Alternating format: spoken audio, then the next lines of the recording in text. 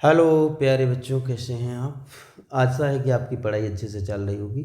यहाँ पे हम अर्थशास्त्र विषय के महत्वपूर्ण प्रश्न लेकर के आए हैं, जिसमें हम आपको बताएंगे कि अर्थशास्त्र विषय जिन बच्चों के पास कॉमर्स में इकोनॉमिक्स है, ठीक है, अर्थशास्त्र विषय है, वो इन प्रश्नों को याद करके बोर्ड में बहुत अच्छे मार्क्स ला सकते हैं। तो ये जो क्वेश्चंस हैं यूपी एंड सीबीएसई, जो भी बोर्ड के छात्र हैं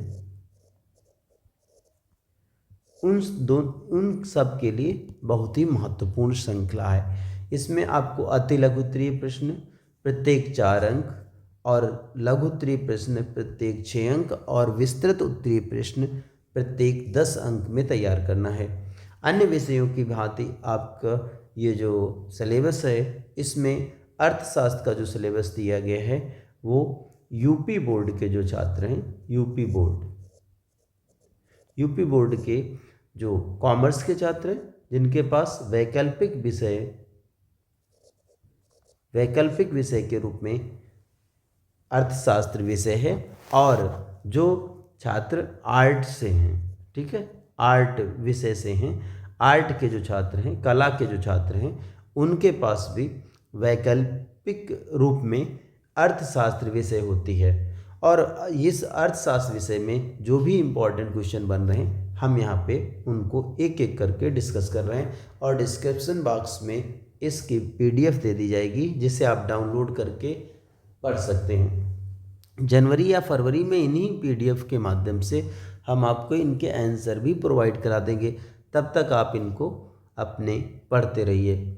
बुक जो भी आपके पास बुक हो, मॉडल हो, जहाँ से भी आप बेहतर तैयारी कर सकते हैं, उनसे आप तैयारी करते रहेंगे।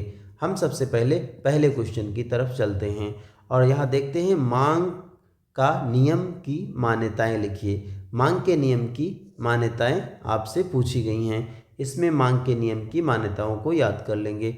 ये 4 मार्क्स में होगा। सभी क्वेश्चंस 4 मार्क्स में होते हैं, जो अति लघु उत्तरीय प्रश्न होते हैं। इसमें दूसरा क्वेश्चन आता है, व्यष्टि और समष्टि अर्थशास्त्र में अंतर कीजिए। देखिए, जो आपकी विषय है इसमें 2 पार्ट हैं, ठीक है।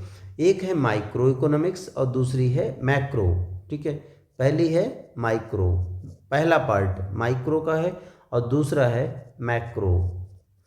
ये है, ये आपकी व्यष्टि अर्थशास्त्र है, यानी सूक्ष्म, ठीक है। इसको क्या कहते हैं? सूक्ष्म अर्थशास्त्र। ऐसे ही ये होती है मैक्रो, विस्तृत, ठीक, या व्यष्टि कह सकते हैं, या समष्टि कह सकते हैं, ठीक है। समष्टि समष्टि कह सकते हैं, व्यष्टि कह सकते हैं, और इसका नाम होता है, तो समष्टि या व्यष्टि के नाम से जानते हैं। तो यहाँ पे क्या होता है कि जो माइक्रो होता है शब्द, सूक्ष्म का होता है कि किसी भी व्यक्तिगत इकाई का अध्ययन किया जाता है। जैसे किसी यूनिट का अध्ययन किया जाए, किसी इंडिविजुअल की व्यक्तिगत इच्छाओं का या उनकी आवश्यकताओं का अध्ययन किया जाए, तो माइक्रो होगा। और मैक्रो जो होता है उसमें संपूर्ण का अध्ययन किया जाता है, इसीलिए इसको समष्टि के नाम से जानते हैं। संपूर्ण का मतलब जैसे पूरे देश में रोजगार की क्या स्थिति है, इस बारे में जानना हो तो उसे हम समष्टि कहेंगे। तो इसमें अंतर के लिए आपको सेकेंड पार्ट में, ठीक है, ये जो फर्स्ट पार्ट है, दूसरा होता है सेकेंड पार्ट, इसमें आपको ये क्वेश्चन का आंसर मिल जाएगा, ठीक है। फिर अगला क्वेश्चन है, उत्पादन संभावना वक्र की विशेषताएं लिखिए। फिर चौथे क्वेश्चन की तरफ चलते हैं। इसमें लिखा है सीमांत लागत और औसत लागत में अंतर कीजिए। फिर एक क्वेश्चन बनता है, संतुलन कीमत और बाजार संतुलन में क्या अंतर है, अंतर कीजिए। सीमांत उपभोग प्रवृत्ति किसे कहते हैं, ठीक है।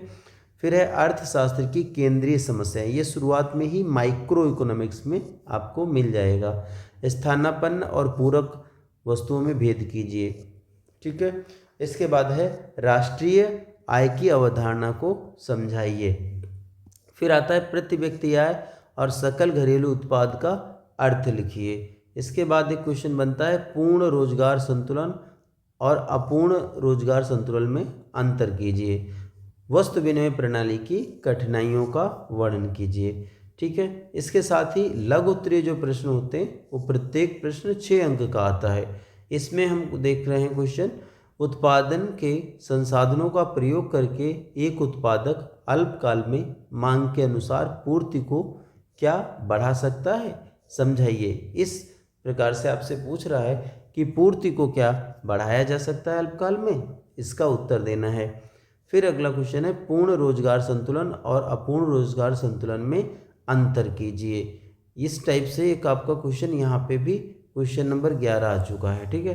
तो दोनों ये क्वेश्चन यहाँ पे रिपीट हो रहे हैं, ठीक। अगला क्वेश्चन है, आपूर्ति सारणी में कीमत तथा मांग को किस अक्ष पर दर्शाते हैं। इसमें आपको ग्राफिकल रिप्रेजेंटेशन करना पड़ेगा। ग्राफ का मतलब होता है जिसमें चित्र के माध्यम से इनको स्पष्ट करते हैं। फिर है, बाजार में कीमत का निर्धारण किस प्रकार किया जाता है। ये प्राइस जो वस्तु के मूल्य का निर्धारण होता है उसके बारे में बात कर रहा है। पूर्ण प्रतियोगिता का वर्णन कीजिए। पूर्ण प्रतियोगिता के बाद आता है, केंद्रीय बैंक के प्रमुख कार्यों का वर्णन कीजिए। यानी जो आपकी आरबीआई है, रिजर्व बैंक ऑफ इंडिया, उसकी बात कर रहा है। भारत में राष्ट्रीय आय की अवधारणा को समझाइए, ठीक है। तो जो ये राष्ट्रीय आय की अवधारणा है, इसका क्वेश्चन आपका एक क्वेश्चन नंबर 9 भी आया था। इसके बाद अगला जो क्वेश्चन समझेंगे उसमें है आपका राजस्व व्यय एवं पूंजीगत व्यय के बीच में अंतर कीजिए। इसके बाद है, एक विकासशील देश के विकास में राजकोषीय नीति की क्या भूमिका है, समझाइए। भुगतान संतुलन के असंतुलित होने से देश पर क्या प्रभाव पड़ता है, ठीक है। ये भुगतान संतुलन से संबंधित क्वेश्चन है। फिर क्वेश्चन दीर्घ उत्तरीय, ये प्रत्येक 10 अंक का आता है। 3 क्वेश्चन होते हैं, अथवा में आपके एक क्वेश्चन लगा होता है, आपको 3 क्वेश्चनों के आंसर देने होते हैं। उदासीनता की लोच विश्लेषण से आप क्या समझते हैं। उदासीनता वक्र की सहायता से उपभोक्ता के संतुलन को स्पष्ट कीजिए, ठीक है। ये आपका आता है। इसको अनधिमान वक्र कहते हैं, ठीक है। अनधिमान वक्र विश्लेषण या कहीं कहीं पे ये लिखा होता है आपका इनडिफरेंस कर्व होता है, ठीक है। इनडिफरेंस कर्व हिग्स और एलन का जो सिद्धांत है उसमें आपको समझाना है। मांग की लोच से क्या तात्पर्य है। मांग की लोच को प्रभावित करने वाले कारकों का वर्णन कीजिए। इसके बाद है, परिवर्तनशील अनुपातों के नियम की विभिन्न अवस्थाओं का वर्णन कीजिए। इसके बाद है, पूर्ण प्रतियोगिता को सविस्तार से समझाइए, ठीक है।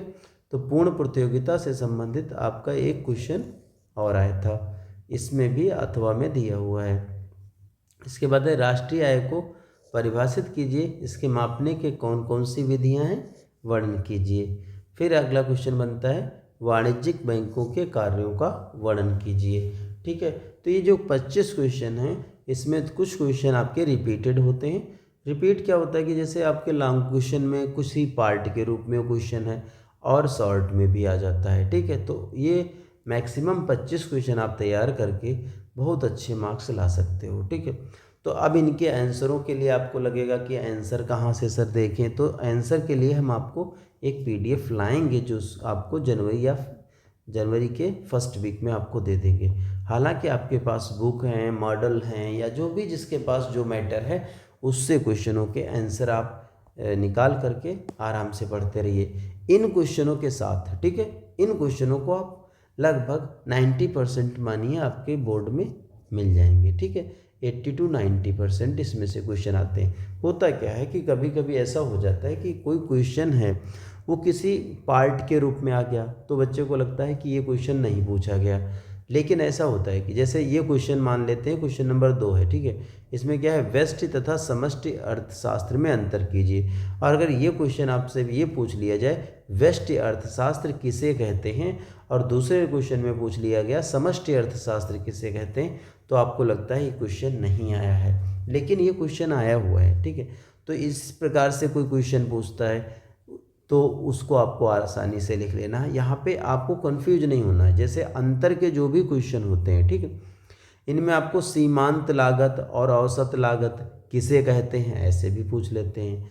संतुलन कीमत, बाजार संतुलन क्या क्या क्या है, इसको अलग अलग पूछ सकते हैं। ठीक है, तो इस प्रकार से आप इन क्वेश्चनों को तैयार करके अच्छे मार्क्स ला सकते हो। ठीक है, तो हम ये आपके क्वेश्चन, अब अर्थशास्त्र में ये देखते हैं कि थोड़ा सा यूपी जो सीबीएसई बोर्ड की बुक है उसमें से, जैसे हम आपको पढ़ा रहे हैं बिजनेस स्टडीज़, ठीक है, व्यवसाय अध्ययन सी एनसीईआरटी की बुक को उठा करके आपको पढ़ा रहे हैं एक एक लेसन। ठीक है, उसी प्रकार से अर्थशास्त्र को भी हम कुछ लेसन्स मिला जुला करके आपको पढ़ा देंगे, जो महत्वपूर्ण क्वेश्चन हैं उनको भी हम लेके आएंगे। ठीक है, तो आप हमारे चैनल के साथ बने रहेंगे और क्वेश्चनों को अच्छे से तैयार करते हुए आगे बढ़ते रहेंगे। ठीक है, हम अगले वीडियो के साथ आपको मिलेंगे, तब तक के लिए धन्यवाद।